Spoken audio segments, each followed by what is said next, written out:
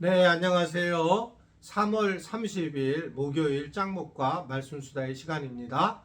오늘 우리에게 주시는 말씀은 사무엘상 13장 16절부터 23절의 말씀인데요. 하나님 말씀을 보시겠습니다. 사울과 그의 아들 요나단과 그들과 함께 한 백성은 베냐민 게바에 있고 블레셋 사람들은 믹마스에 진쳤더니 노략군들이 세대로 블레셋 사람들의 진영에서 나와서 한 대는 오브라기를 따라서 수알 땅에 이르렀고 한 대는 베토론 길로 향하였고 한 대는 광야 쪽으로 수보 인골짜기가 내려다 보이는 지역 길로 향하였더라. 그때에 이스라엘 온 땅에 철공이 없었으니 이는 블레셋 사람들이 말하기를 히브리 사람이 칼이나 창을 만들까 두렵다 하였습니다.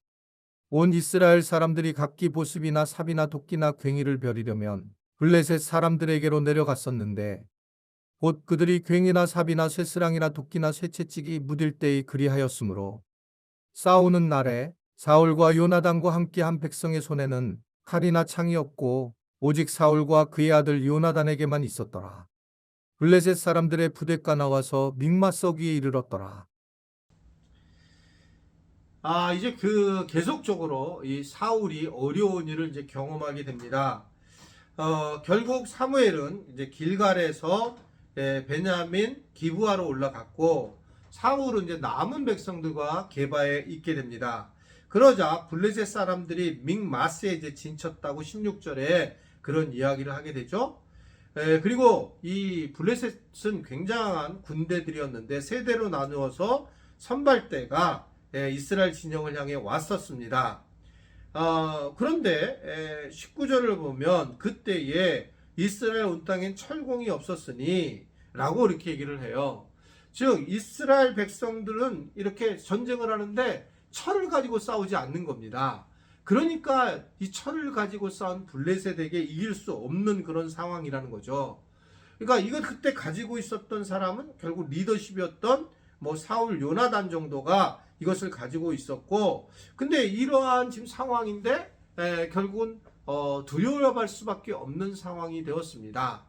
그런데 오늘 말씀을 보면 이제 죄를 돌이키고 하나님을 의지하지 않고 어제 이야기처럼 하나님에 대해서 부르짖지 않았기 때문에 회개하지 않았기 때문에 빨리 돌아와야 되는데 그런 모습이 전혀 없는 겁니다. 하나님께 집중하지 않고 여전히 고집을 내세우는 그러한 사울의 모습을 보게 되고 모든 부분이 지금 해결이 안 돼요. 왜냐하면 20절 이하에도 보게 되면 결국은 뭐 보습이나 삽이나 도끼나 괭이 이런 걸 가지고 싸우게 되고 결국 이것이 무뎌져 가지고 뭐 이길 수가 없었다라고 하는 것을 얘기하고 이 싸움이 결코 승리할 수 없는 싸움이라는 사실을 오늘 말씀을 통해서 계속 보여주고 있는 겁니다. 왜 이런 이야기가 계속 나올까요? 우리가 이 땅에 살면서 우리는 삶이 이렇게 답답하고 이 둥지에 몰리고 궁지에 몰리고 그리고 어려운 일을 계속 당하게 되는 겁니다. 어려운 일을 당하게 되면 빨리 하나님을 찾아야 되는데 우리는 마지막까지 자기 방식을 가지고 이기려고 하고 고집을 내세우는 경우가 굉장히 많이 있습니다. 그러면서 우리는 무너지게 되고 우리는 결국 하나님의 은혜를 결코 경험하지 못하는 삶을 살아갈 때가 많이 있습니다. 가룟 유다가 예수님을 팔려는 생각을 가지게 되었어요. 마귀가 그것을 집어넣었다고 그랬습니다. 그는 상황적으로 여러 어려운 상황에도 불구하고 은 30분양이 자기의 삶의 목적이었어요. 그렇기 때문에 자기에게 3년 동안 가르쳐준 예수님을 파는 것입니다. 성경은 뭐라고 얘기합니까? 그가 돈을 좋아했다는 거예요. 돈을 좋아했는데 그 돈을 좋아하는 걸 끊어야 되는데 그렇지 못하고 그는 계속적으로 돈에 대한 이야기를 하게 되죠. 결국 그 관심도를 끊어야 하지만 믿음의 성장을 하는데 그것은 못 끊는 거죠. 그래가지고 데나리온 300을 갖다가 예수님의 머리에 향수를 붓는 여자한테도 엉뚱한 얘기를 하면서 그 돈에 대한 이야기를 하게 돼요. 뭐 가난한 자들에게 주면 좋겠다. 아주 본질적으로 맞는 얘기를 하지만 돈에 대한 관심을 보이고 있는 거라는 겁니다. 물론 돈에 대해서 우리가 관심을 보일 수도 있고 그럴 수도 있겠지만 때로는 물질적인 어려움이 계속 오게 되면 사실은 이게 하나님께서 왜 우리 하나님께로 돌아가야지 이것이 내가 돈을 벌려고 발버둥을 쳐야 되는구나 이런 게 아니라는 거죠. 돈을 벌려고 내가 주일날 주일도 지키지 않고 가게를 해서 돈을 벌어도 잘 안 되는 거죠. 그럼 빨리 하나님 앞에 돌아와서 예배자로 세워져야 되는데 여전히 돈을 벌러 다닌다. 이것은 나중에 보면 몸이 아프거나 또 어떤 환경이 되면서 오히려 마이너스가 되는 경우를 많이 보게 됩니다. 저는 이제 제가 목사지만 뭐 저에 대해서 제 스스로가 그래도 목사로서 자격이 있다라고 하는 것들이 이제 몇 가지 있고 자격이 없다도 몇 가지가 있는데 자격이 있다라고 생각하면 뭐 여러분 믿을지 믿지 않을지 모르겠지만 진짜 돈에 대한 것은 제가 약간 바보 같은 삶을 살아갑니다.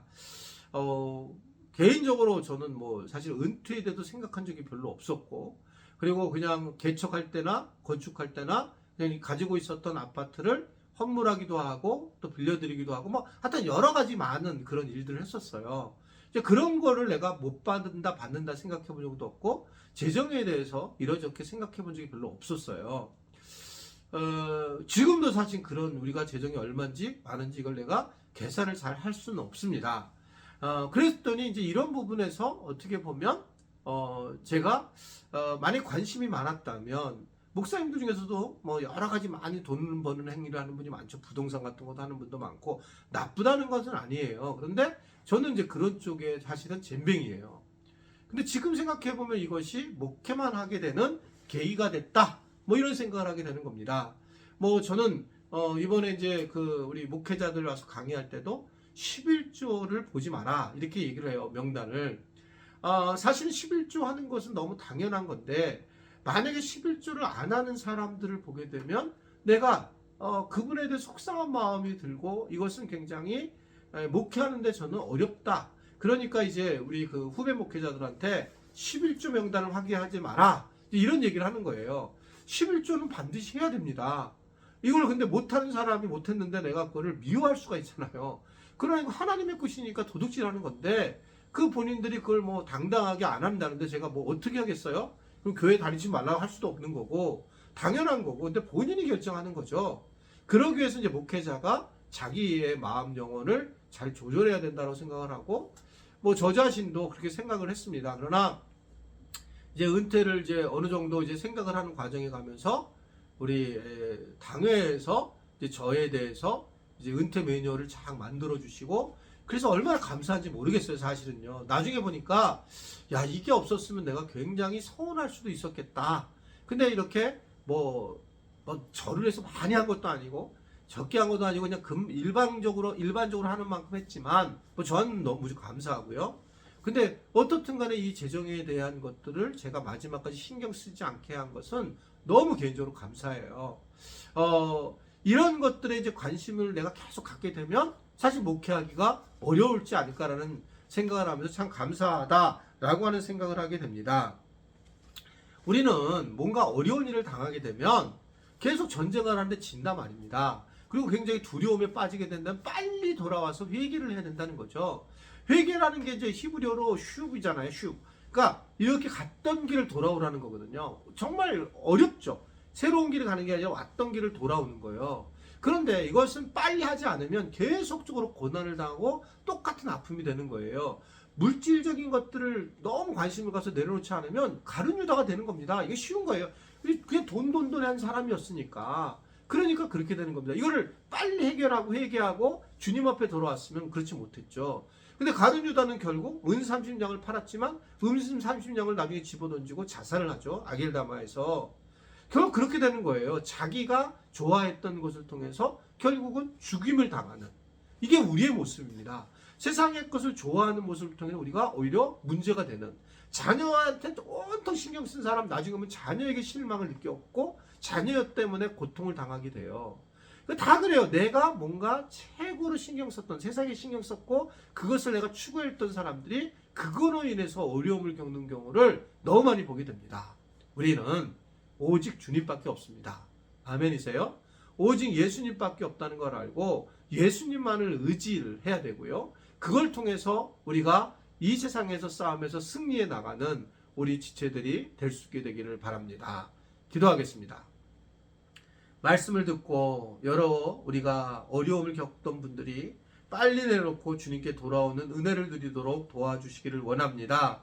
계속적인 고난과 어려움이 계속될 때에 왜 이러는지를 깨닫고 다시 빨리 주님께 돌아와서 주님만 바라보고 주님만을 의지하고 믿음으로 세워져 나가는 우리 모든 지체들, 우리 성도들 되도록 도와주옵소서. 예수님의 이름으로 기도드리옵나이다. 아멘.